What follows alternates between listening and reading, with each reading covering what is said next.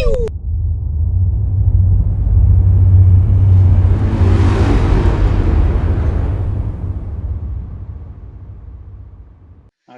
Hello, I'm PJ Holden. I am best known for my work on Judge Dredd for 2000 AD.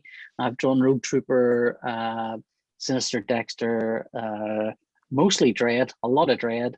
And Chimsky is what I'm doing right now. And Department K as well for 2000 AD. Outside of 2000 AD, I've drawn a lot of war stories with Garth Ennis and other bits and pieces. There you go. Thank you. So Rogue Trooper, you've worked quite a bit in the Rogue Trooper world with Gordon Rennie. I would have said I've only done the tiniest amount in the Rogue Trooper world, but I do have. I've got like up on my shelf just above where I can see here is a stack of Dreads, which only goes up to volume 11, and then a stack of Rogue Troopers which go up to volume 4, and I'm in volume 4, so I don't know how. There's so few in my head. There's about 5 times that amount of Rogue Trooper before I even get anywhere near it. But there's not. It's not. There's not as much Rogue as there should be. Yeah. Was when you first encountered it? I'm assuming that'll be as a reader. Yeah. Were you? I was one of the kids. I was one of the kids that wrote Rogue was my favorite. Rogue was always number one for me. Yeah. Even when I was really enjoying Dredd, but I came from sort of my reading experience would have really started with things like Warlord and Commando, and then sort of moved over to 2000 AD. I don't know. I didn't have an awful lot of access to American comics when I was very young. But there was a lot of Warlord and Commando and Battle, which I think was a little bit later, or it wasn't so available. But I came from sort of war comics, and I grew up in Northern Ireland, so there were soldiers on the streets and stuff, and a kind of fascination with all things war. I mean, of course, I was very young and just assumed they were there to fight to stop the Germans invading. So I had no idea what was going on. But I mean, I loved all things war. Particularly loved the militaristic paraphernalia. There's a great I can't remember who drew it. I think it might have been Brett Newens, but there's a page which is basically Rogue's bag that's been emptied out, and there's the landmines, the limpet mines, and all of the different bits and pieces are all labeled for what they are. And I was looking at that going, oh, that's so cool. I want one of those. That'd be amazing. And I loved Major Magnum as well when he showed up. So I kind of loved all that military hardware stuff. Yeah. Sorry, I don't know why I'm going. You've had quite a few stories where your hardware has been quite a. I mean, I don't necessarily think I'm particularly. Yeah, I don't necessarily think I'm particularly good at it. I do kind of treat it fairly seriously. I think so. The first Rogue I did was Realpolitik with Gordon. Yeah. And that was kind of that. I was offered that gig. I know exactly when I was offered that gig. I was offered that gig in 2003 when I was on honeymoon. So that's why I remember where I was offered the gig.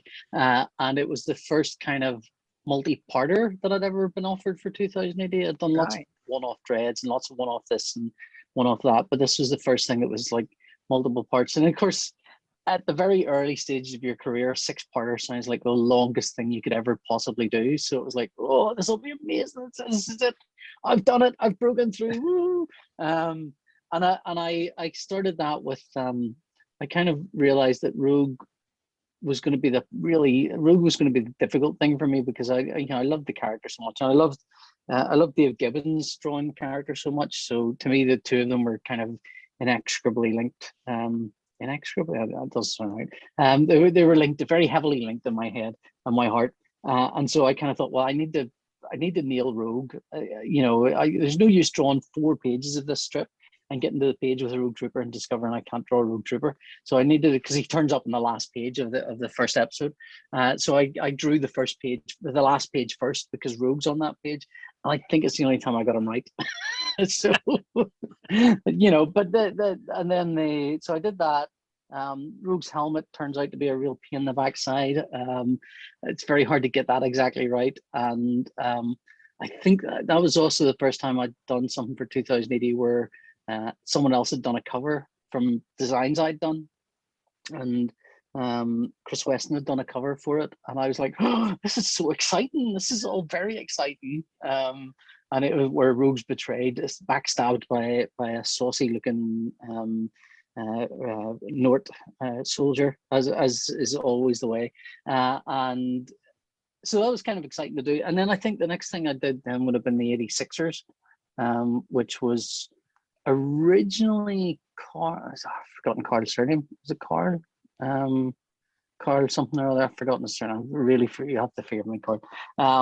And he had done. I think he'd started it and sort of either kind of foiled up a deadline or hadn't got time or he couldn't finish it or something. But then I was kind of asked. I was kind of roped in to do it, and his artwork's quite muscular and very sort of this sort of Bisley kind of doesn't matter if the continuity of a vehicle is slightly different from panel to panel because you're thrust along on the energy of it all. So whereas I was kind of going at it going, oh, he's drawn these things that look like space Spitfire, so I'm going to try draw that. That'll be amazing.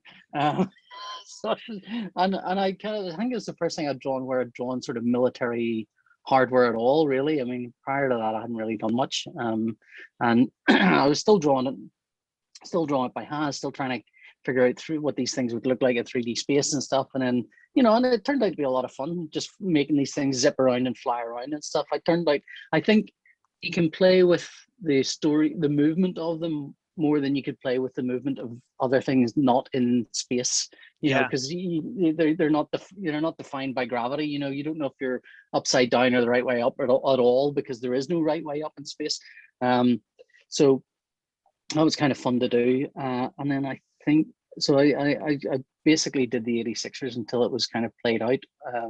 When Arthur came in and finished it off, and Arthur Wyatt wrote the last episode of that.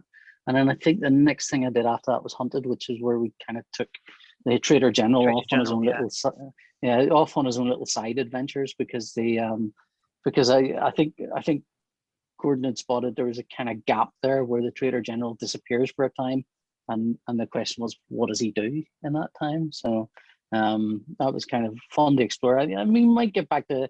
I think the original plan was there's maybe a third in nominally in Gordon's head for it, but he's off now exploring the world of Jaeger, so he may never get back to that. I don't know. Yeah, I was talking earlier with Steve McManus, Tharg's previous human counterpart, who commissioned it, and we discussed. Was Steve McManus Mac 1? Was Steve Mac 1, yes. Or was that a different Mac? Yeah.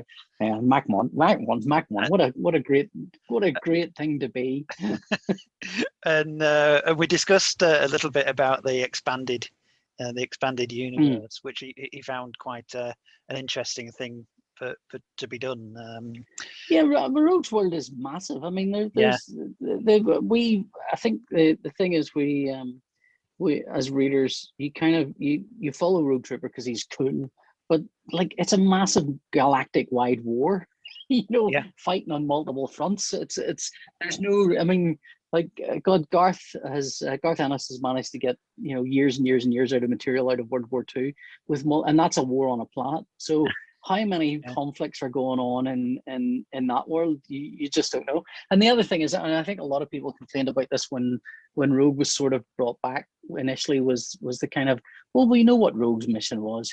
That was kind of, as far as many people concerned, not me. I mean, I'm very happy to see more Rogue in the world, but for a lot of people, it was kind of, well, Rogue wanted to get the Trader General. Rogue got the Trader General. That's that. We don't need to see any more Rogue.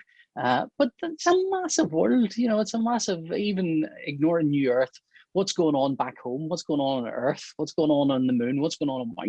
All these different areas where there are other conflicts, I presume. Yeah. Well, of course, New Earth is a hub of transport, isn't it? That's why it's a key issue. So there's obviously an awful lot either side of what that's a hub for, because it's the key battleground for that reason. So there must be an awful lot out there. I mean, it's a world, and in some respects, it's a world bigger than Mega City 1 and Dread's world, because we're sort of, you're always dealing with Mega City 1, but this is a war. This is a galaxy-wide war. Yeah. So I mean, the potential's there. So it's a question of whether, finding the good stories in that and playing with it. I'm sure there's plenty if you're a writer, Yeah. With Dread, Mega City 1 itself is a character, whereas with Rogue Trooper, it could be the entire universe. Yeah, I mean, there is. I mean, I always find it weird when we find, not weird, I always find it really fun when we find different troopers in Rogue's World. When we got those stories about the Navy and stuff, where you kind of going, oh, I thought this was just on the land. Yeah. And now it's in the Navy, now it's in the sea. So, it's good to kind of get out and stretch all those legs. Having said that, Rogue's still a great character, and he's such a strong character, such a strong look. It is just sort of a pity that, as far as everyone's concerned, his mission is complete, and any attempt to return to Rogue and bring Rogue back in always gets people going, well, what's the point of that, man? The joys and blessings of fandom. Well, yeah. I mean, I am a fan as well, so it's. I mean, I do feel as well. So I mean, I feel both sides of that. I feel both sides of that. I do think, oh well, if this is just Rogue having another thing, then what's the point? But at the same time, I'm thinking, yeah, Rogue's doing another thing.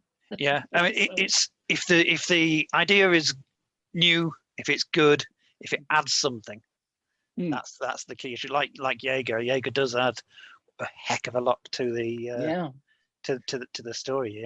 Getting the other side of the coin. I mean, I still do think as well. There's a lot of scope for short. Let writers and artists do, like, some of my favorite Rogue stories were. There's a great one by Alan Moore where Rogue stumbles across the early kind of early variants of what Rogue Trooper became.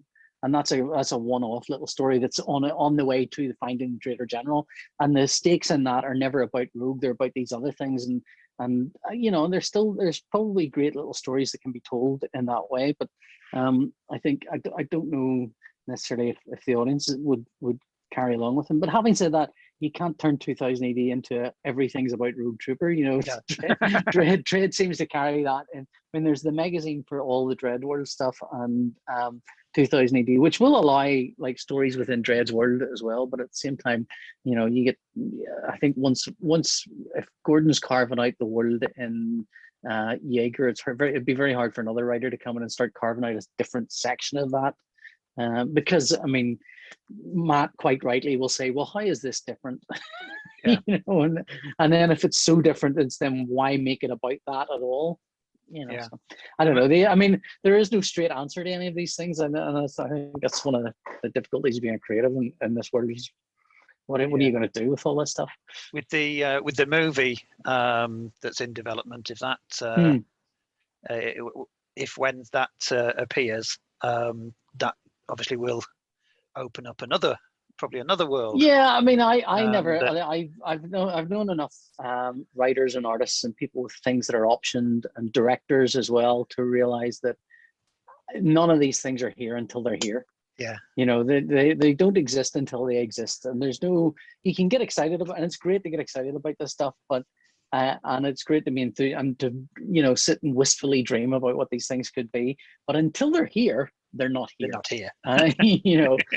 And until and I mean, God, I think Duncan Jones, who's sort of developing it, I think could turn in an amazing film. It could be incredible, but it could also be an amazing film with no reception. Which is what happened to Dread. It's sort of it fell flat on the reception, and how many hearts did that break? So I'm not thinking about it until it arrives, and I hope it's amazing. I hope it gets a brilliant reception, and I hope it arrives tomorrow. But I'm not, I'm going to wait and see. We just wait for it and not kind of worry about it. I mean, would it be great if it turned up and there was enough interest in Rogue's World for 2008 to go, let's have a Rogue Trooper ongoing title with, explore, like Judge Dredd the magazine, but Rogue Trooper the New Earth. Let's do that. Be brilliant, of course, but it's a dream until it's pie in the sky at the moment. Yeah, it is. Yeah, it's going back to the original design of Rogue Trooper by Dave Gibbons. Dave Gibbons. Yeah, that's the iconic version that we know of. Yeah. Friday then coming along and changing it a bit, but are I'm assuming you're aware of the original idea for the weapons being shape-changing weapons. Yeah, there's stuff in there. I mean, I remember seeing Dave's early design work, which was the kind of the thing, neck brace effectively around him, which is a thing I kind of half borrowed. No one sort of spotted it, but when I did Hunted, I gave the Trader General this kind of similar sort of neck bracey kind of thing because I thought it would be a fun connection to that. I hadn't connected the two, but that now you've said it, it's like you know, it's a little Easter egg for me and only me. So I mean, I love that. But I do think they kind of stripped back everyone else carrying big armor, but Rogue topless, you know, just with the grenades and stuff. And then whenever you do see, like, there are photos of American paratroopers with mohawks, and you kind of see those guys, and then you see how obviously they influence the look of Rogue Trooper. You think, oh my God, yeah. And I think to this day, it occurs to me so infrequently that every time it does, I think to myself, have I already asked Dave this?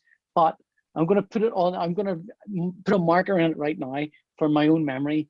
I am convinced that Dave's drawing of Rogue was influenced by that, but also there's a kind of Native American look to him. He has a slightly hooked nose, which and the way that the lines in his face go, there's a kind of Native American look, which makes me think there's an influence of that, because the American paratroopers, when they shaved their head, it was specifically because they were aping Apache Indians, I think it was. I don't know if there was one guy who was Native American and they all did that to their hair, or what the reasoning was with it, but certainly I always felt that in the early and I think some of it might have been lost since then, but in the early days of Rogue's look, you can see there's a kind of Native American look to him that isn't just simply the mohawk, but the facial features as well. And I think as well the cross hatching on the arms is because I think, wasn't he supposed to have like a snake skin effect on his skin? It was supposed to be kind of like almost armored. His skin it was certainly tougher to cut than normal. So it wasn't kind of flesh, it was kind of snake skinny as well. So there's a lot of kind of weird alien-esque stuff like that. I don't think what tends to happen, I think, with these things is the more writers and other artists get involved in it, the more the thing gets honed down to something. So you start with a kind of maybe lots of weirdness, and then over time it becomes more finely. I mean, I don't want to use the word diluted, because maybe the better word is focused. It's become slightly more focused, and but what tends to happen is, as you become more focused on Rogue Trooper, the character, and the drawings become more kind of, as different art. And like, don't get me wrong, I'm excluding myself entirely from this, but like, Rogue Trooper has been drawn by some incredible artists. Cam Kennedy stuff is phenomenal, and Brett Ewan stuff I fell in love with. So, but as I suspect as the artwork went from one artist to another artist, they saw some of those things and just went, I will simplify, or this is how I'm going to draw this, or this. Because I saw for a while. I was using a photo I have, which someone took when I was in Dublin. I can't remember who it was, but they had what Rogue Trooper's helmet, the one that was done by, what are they called? They do Planet Replicas. Planet Replicas. They did a Rogue Trooper helmet, which was amazing looking. But for the first time I looked at it, went, that's a viper's head. That's a viper's head. That's a snake's head. You can see the two red eyes. And the kind of lip of the mouth, and then the texture of it is very, very obviously a snaky texture. Reptilian. And of course, and they were going, I think, from Dave's original. Sorry, my nose is sniffling like mad here. Excuse me when I get a tissue. So I'll go off camera while I do this, but sorry. Oh, that's very annoying. What do you call it? So yeah, I mean, I think they went to Dave's original design. I don't know if when they were doing the 3D stuff, they started sculpting it slightly more snake-like, or whether it just happened to be when they did it from Dave's design work. You kind of look at it, go, that's a snake's head. That's a head of a viper of some kind.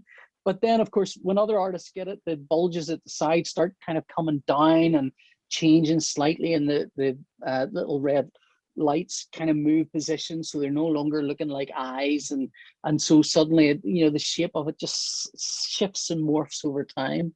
So I mean, I think it's an iconic design though, and I'd love to be able to get it right one day. I'll get to have another go at Rogue, and do that. That would be fun to do. But I do wonder if Rogue's sort of been played out now, and it's one of those things where I think, like every time there's a new Doctor Who somewhere, or every time when somebody leaves the role of Doctor Who, people go, they were a great Doctor, but they just didn't get the good enough scripts. And it's like every single time you're thinking, maybe the character is not as strong as we think it is. I don't know. So I think maybe Rogue only belonged in that world where he was hunting for the Traitor General and doesn't travel out of it. I don't know. I would love to get back to doing some actual Rogue though, as he was. And me, I've chatted to writers about possible, what you could do with Rogue in a different way. But let's leave it at that, because who knows what'll, those things may go nowhere and they may go somewhere. So but they're not even, these are not things that are even more than half formed ideas, so they're nowhere near a pitching stage, but they're definitely a kind of, what if we did, and then we could do that, and then this would be a kind of interesting thing, and that would definitely be a thing we could do that would not do touch. So I'm dancing around it there, but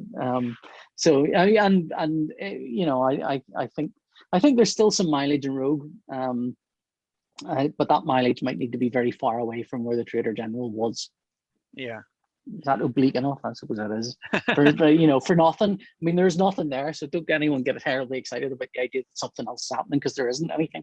I'm now taking stories away, because I'm a attempting writer.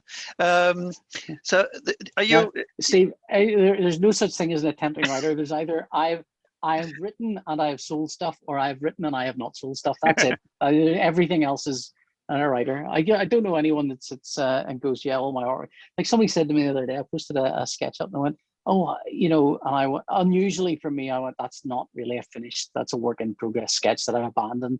And they went, well, how do you know when, do you do a lot of unfinished things? I'm going, no, they're all sketches are finished. They're just, and even the things that are finished are only finished because the deadlines arrived and I've got to hand it in. There's nothing, everything's in the middle. It's all in the middle. It's only finished because I've got to give it to someone else. So, every written thing is basically could still be written another 10 times by a writer, typically, if bills hadn't to be paid, So anyway. Are you aware that before the biochips, the weapons were going to be were planned to be bioweapons and shape-shifting? Shape-shifting weapons, I kind of, I do. I mean, artistic challenge there. I don't know. I mean, it's very much in the realm of John Smith, isn't it? And what he would do with a rogue trooper. I did do a pitch once with a writer where there were sort of bioorganic weaponry things, and they're kind of fun to draw, but they have this tendency to become a bit samey looking. It's very hard to avoid Geiger when you're doing stuff like that. Very hard to avoid it. And there's only so many ways to show something shape-shifting as well, I'd imagine. Yeah, well, shape-shifting itself is a whole challenge. I mean, how do you do that? Pistol becoming a rifle and such is. Yeah, I kind of wonder that. I mean, the thing is, there were, because I still am interested in that sort of what sci-fi military stuff there are. I'm interested in drones. I'm interested in weaponry and all that stuff because I'm a huge nerd. I've always been a bit of a nerd about that stuff. But I do remember reading a thing about this rifle that could be used as a submachine gun, a sniper rifle, and it sounds cooler than it is because you think, oh, shape shifting, but it's not. It's just one tool that snaps another thing in place, and then it can be used for two things. So it's not as cool as it doesn't have it sounds cooler than visually it translates to, you know, and it's similar to Dread's world as well, is you end up with a kind of, how do I inform the reader that Dread has now selected the auto fire or the high explosives? I know I'll have him shout high explosives. You know, it's a solution. It's not ideal. So how do you go? Rogue is going to go from having a pistol that now turns into a rifle and have rifle mode. You know, it might be like the time that Gunner was telekinetic and could move. It might, maybe shouldn't. You know, it's better as conceptual stage than actual drawn stage. Yeah, it's a sort. To me, it was a sort of idea that I think it was a wise thing to drop, because I think writers would have stopped using it, because how many ways can you show the morphing without? Yeah, you would. Without You just. I mean, you. Oh, there it is changing. Yeah. You know, there we are. We're losing 3 panels again to show that the guns change something. shape. There's a certain. I mean, I feel like that kind of weaponry is better in the hands of a bad guy. You know, you sort of want Rogue to be an everyman soldier type with not too weird, which is why I think maybe he was toned down from that initial character design, as he's a bit too weird as the main character for 12-year-old boys to identify with, just too out there. So bring him back to being a kind of bare bones soldier. That's who he is, slightly superhero-esque, bare bones soldier. He's got, you know, functioning military equipment. That's what he relies on. And then your enemies are, you know, the bio barbed wire, they're shape-shifting kind of weird looking things. You know, the ugliness comes from the bad guys and not the good guys. I mean, shape-shifting is inherently untrustworthy. you know, it's like, well, that's not what it was a minute ago. That's not a thing to be trusted. So you kind of think, well, that's better in the hands of the bad guy, surely, isn't it? So, you know, I mean, sometimes you think, oh, why didn't they do this? And sometimes the reason is they thought about it and thought, no, that's not going to fly for what we're trying to do. I mean, I haven't said that. I mean, is there room now for, I mean, one of the things with 2000 AD, I think, is sometimes when one particular genre is staked out by something, like Rogue Trooper stakes out the future war story, that's it. You know, you're hard pressed to do a different future war story. Bad Company managed it, but I think they came in after Rogue Trooper was more or less put in its box. So there was room for one war genre.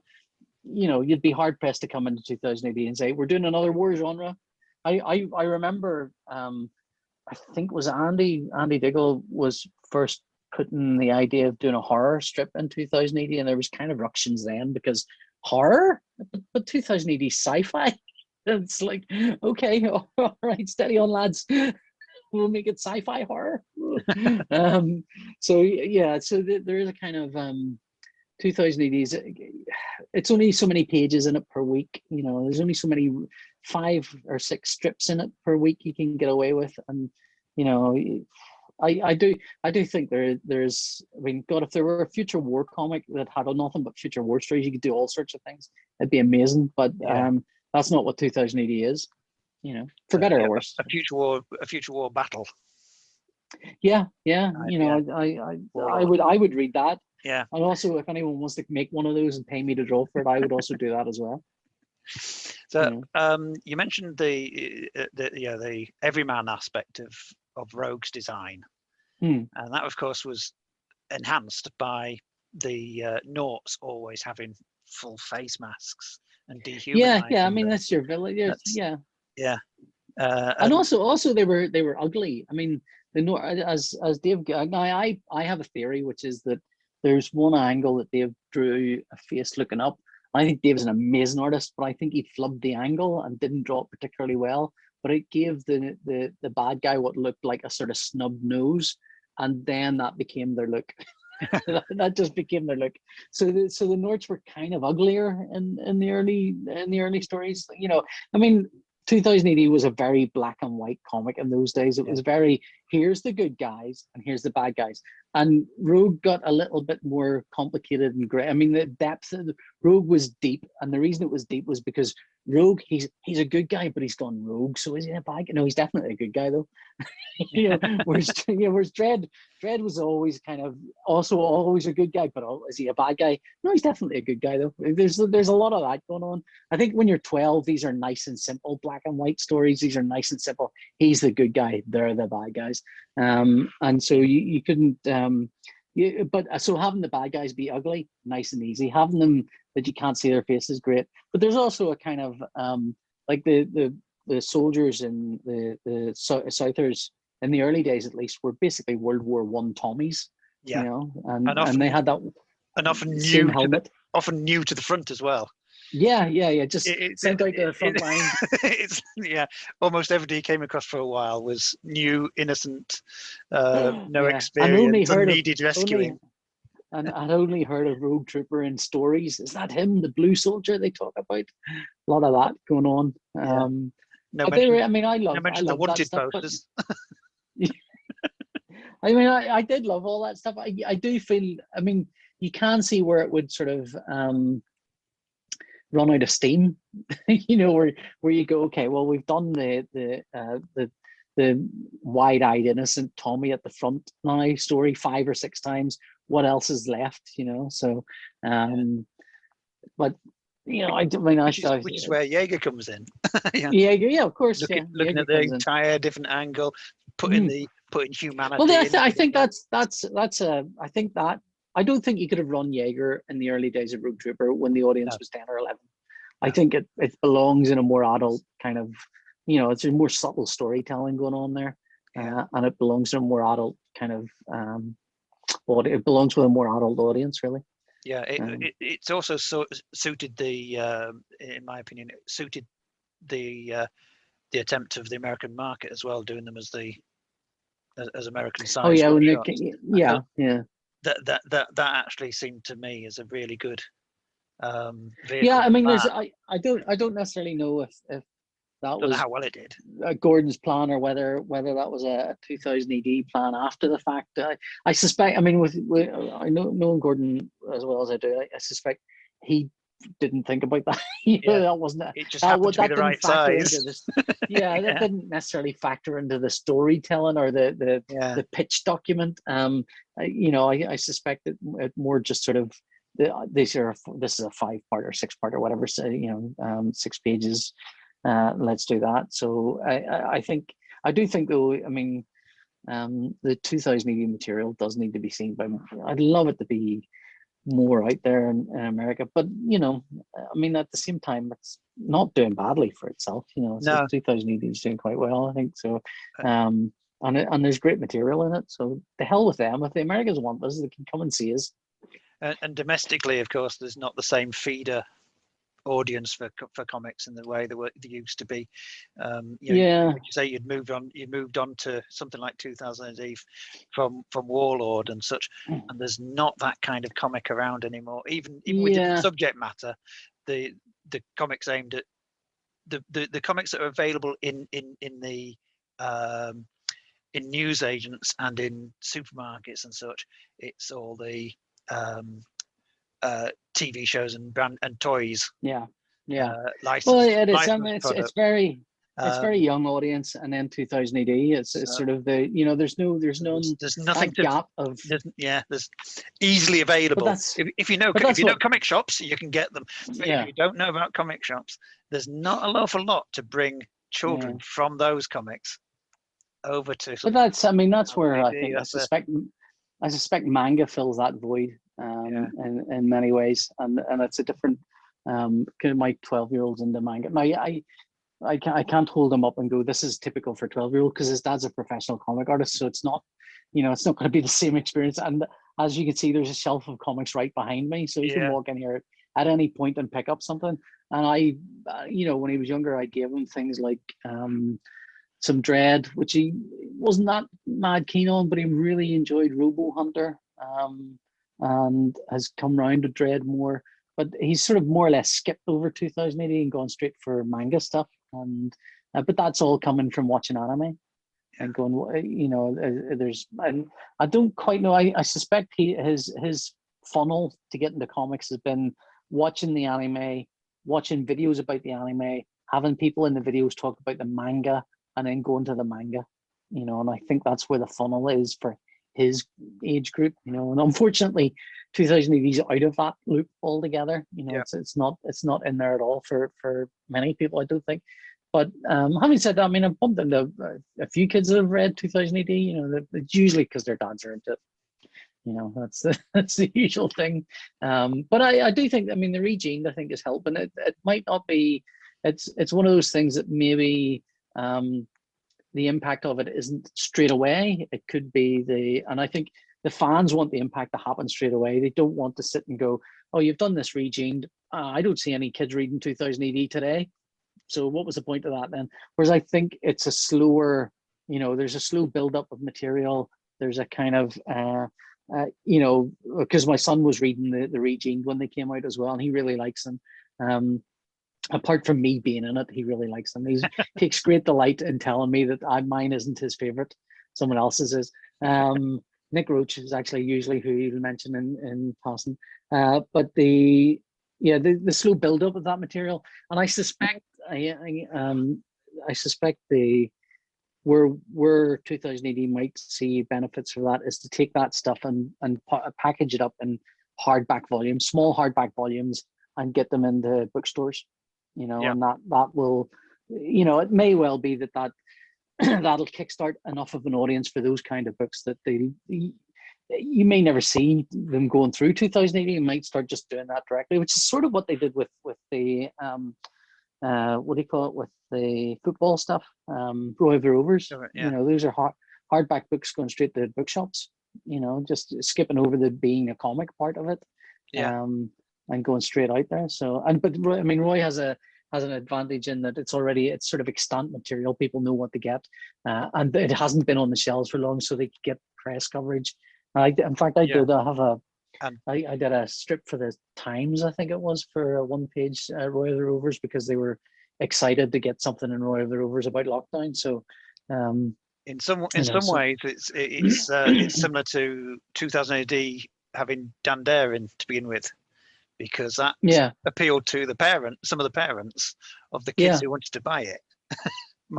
My dad, and that'll bring them agreed to me getting it because it had Dan Dare. Dan Dare was in there. Yeah, well, Dan Dare's good and healthy. I can't see anything wrong with that. What's this? I mean, I do think. I mean, I kind of wonder, like 2000 AD, the house style of 2000 AD may not match the house style that, and I say house style, 2000 AD is one of the rare instances where there isn't really a house style so much as I mean, you do what you do what you want, but you kind of know what it is. You know something's 2000 AD when you see it.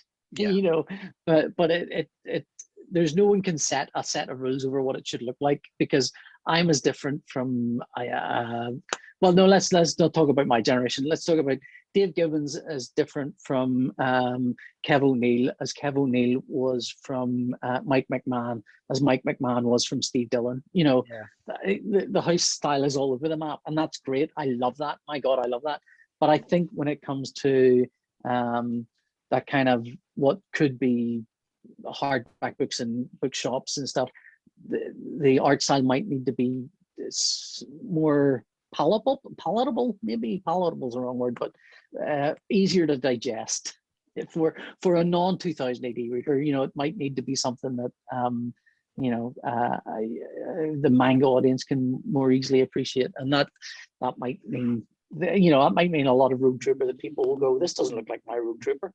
You know, I think one of the problems with the fans is we can be, and I say we because I am the same, we can be a bit too territorial and go, this is not what I want, and why are you doing a thing that I do? You know, this isn't for me. What's going on here?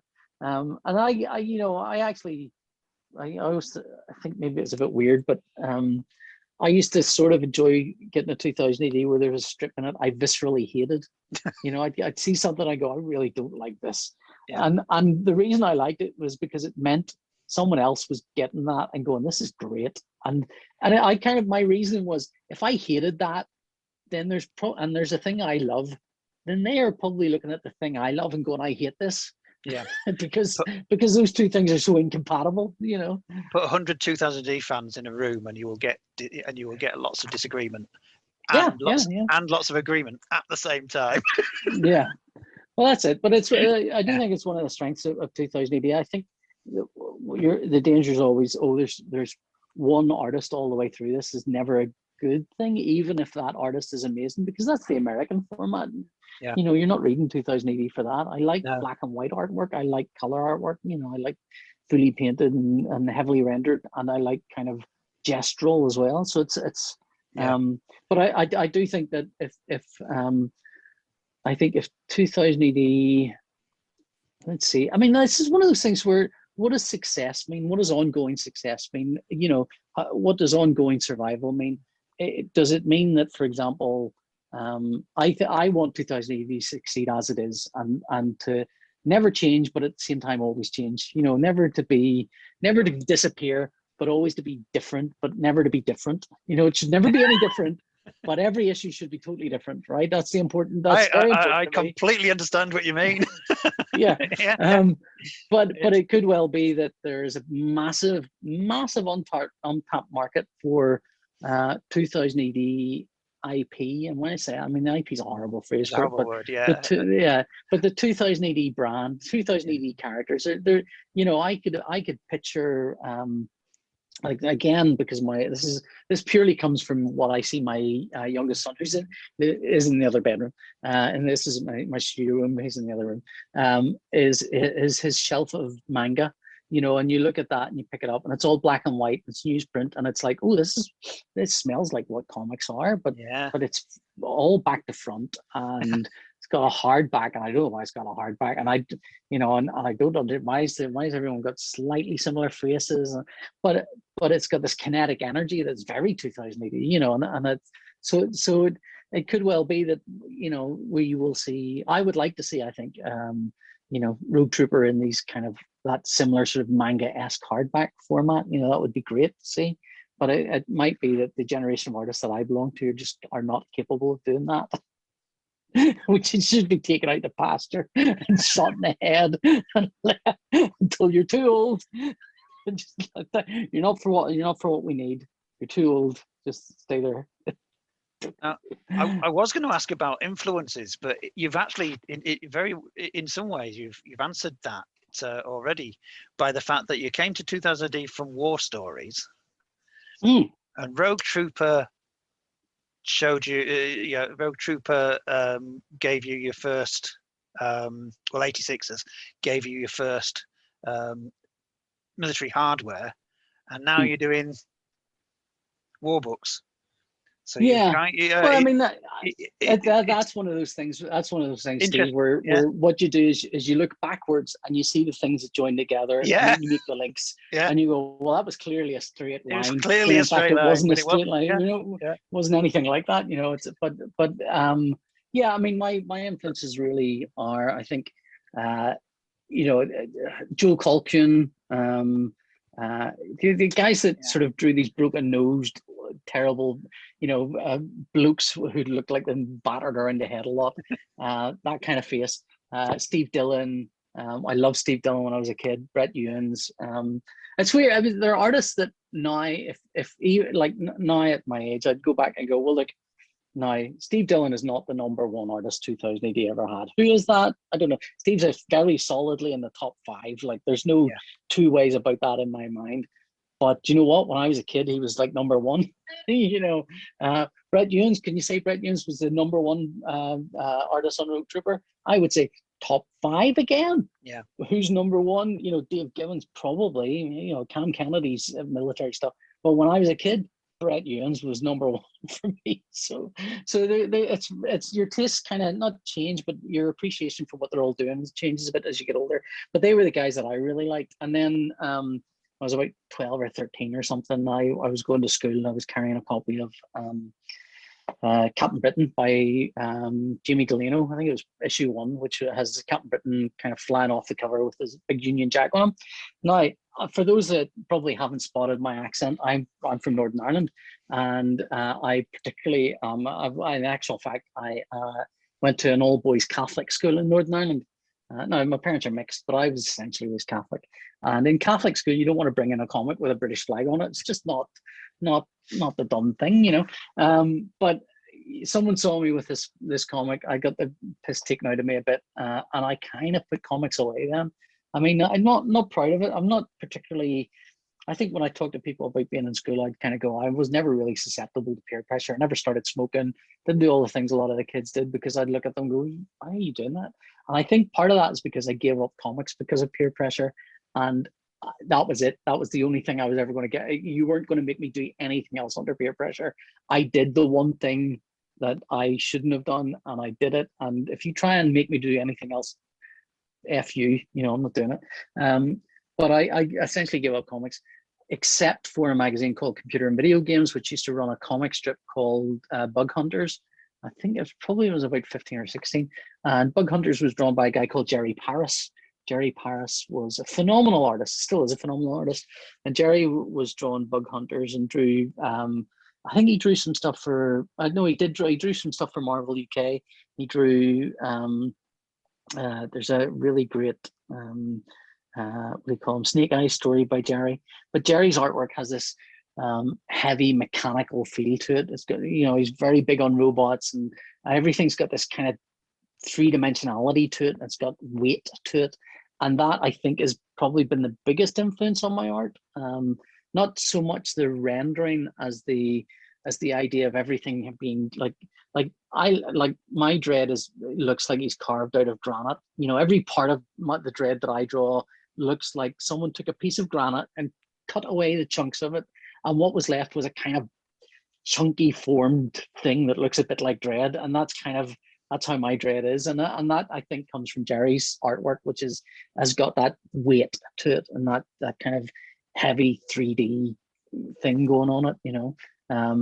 So I think that those are kind of my book of artists essentially. And then when I got a bit older and sort of started drawing them, I picked up guys like Magnola and Kevin Nolan, who does beautiful inks, and tried to include that in, but in the end, the influences you have when you're 12 are sort of what bear out. They're the things that ultimately bear fruit, you know. And then there's some John McCrea in there as well. Actually, there's so much John McCrea in there that it's hard sometimes to go, did I draw that, or does that come out of John's stuff? Because we used to hang around. I'd go around this when I was about 18. I'd go around to John's house and draw. This is before he had a comic book career too. He was on the cusp. He was on the cusp of it, and he had this big studio room in his house, and he knew I was into drawing comics, and he'd open up a comic shop in Belfast, and I would go around to his house, and I would sit nominally drawing comics, not really. And John was very kind of hard nosed down, sitting at the drawing table. And the first Dread that I did for 2080, actually, they do this thing where they take a wee preview of Dread and put it on the contents page. And I looked at it and went, that looks like John McCrea drew that. Why have they used a John McCrea drawing of Dread on my Dread? That's really weird of them. And then I was looking at it, I was like, oh no, that is my Dread. Oops, that came out very McCrea-like. So yeah, that's weird. It's weird because you kind of, I do think, I sometimes will see an artist and I'll think, God, they're very heavily influenced by this other artist, and they should shake that off. And sometimes you can't. It's not because you don't sort of, it's not, it's become your voice. You know, it's no longer. It's not a choice. You can no longer. Yeah, it's not really a choice, and it's not like you're deliberately going, I'm going to draw this particular bit, this face. I'm going to draw like Steve Dillon's faces, but you do find yourself drawing a face going, it looks a bit like Steve Dillon might have drawn that little bit of the chin there, that little bit here, you know. So those are my influences, such as they are. So going forward, what are you working on at the moment? Right now, Chimsky. I'm working on a new series of Chimsky with Kenneth. I can never remember how to say his surname. Niemand or Niemand. I'm always getting it wrong. It's the letters N and I, and my brain just doesn't work very well on those things. So it's Kevin Niemand or Niemand. That's another reason to get somebody to introduce themselves at the start of a panel. Yeah, how to pronounce their name. What do you call it? So he's written Chimsky. It's a 7-parter, and it's Chimsky is embroiled in a murder mystery, which is just fun to do. So in space. Right. So far away from Dread, everyone will be pleased to know.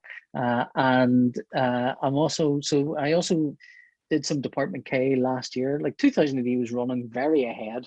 So the Department K was finished, I think, last year, at the end of last year, and I'm not sure when it'll be, but it's coming up soon. So there'll be some Department K coming up, and then Chimsky coming up, and then right now I'm drawing another big graphic novel with, and I can't say. I've drawn about 40 pages of it so far, and it is heavy, hard going, but it's good fun. So, so I've got plenty of work on, I think, and I've done some TV storyboarding, and I did some creature designs for a thing, which the director told me that they really like the pitch, so we'll see where that goes. Some of these things, but again, nothing's here until it's here, so that's the danger of mentioning something, is that it doesn't appear ever, and then you're forever caught with, so what happened to, and you're going, well, I don't know, just nothing happened to it. These things just fizzle out sometimes, and sometimes they go somewhere, and so I'm still waiting for some more Department of Monsterology. That's I would like to do more, but it's the way these things go. I tell you, one of the most valuable lessons I ever got in university was there was a drama society at Queen's University, and they had posters up everywhere for plays they were putting on, and I just couldn't get over how productive this group of students were and how many things they did. And I thought, that's incredible. They're doing all these things, all these plays are going on, and they're just doing the plays. And so I joined up this drama society, and then getting involved in it and helping with publicity and stuff, I realized that for every play that we saw that went on, for every play that there was a poster designed for and that was put up and actually happened, there was 10 that didn't. There were 10 things that just sort of started and went nowhere. And so that's and that's not a bad ratio. 10 to 1's not a bad ratio, but at the same time, you don't want to dwell on this. You want to pour everything into those things that might not go anywhere, but at the same time, you don't want to spend your life worrying about, you do the work as best you're able, and you put it out there and hope it gets to the next stage of whatever it is that you're doing, but you can't sort of be beholden to those things. You've got to keep moving. Yeah. Right. Well, thanks for your time. That's all right, Steve. We've gone through quite a few things there. Well, sorry, I do ramble. Yeah. I ramble. Often, if when I'm doing these, I've had to cut out like 20 minutes in the middle of a panel because I've taken the thing off in a complete wrong direction, and everybody's gone with me, and it's like, that's got to come out. That might make a whole different video another day. Well, thanks for holding on for me, and I'm sorry for all the screw ups and timing and stuff. Oh, no problem at all. I put it down to your busy schedule. It's yeah. I mean, it wasn't busy so much as just stupidity, but that's sometimes the way. All right, then. Thanks very much, then. Yep. Thanks. Cheerio. See ya. Bye. Bye. Bye.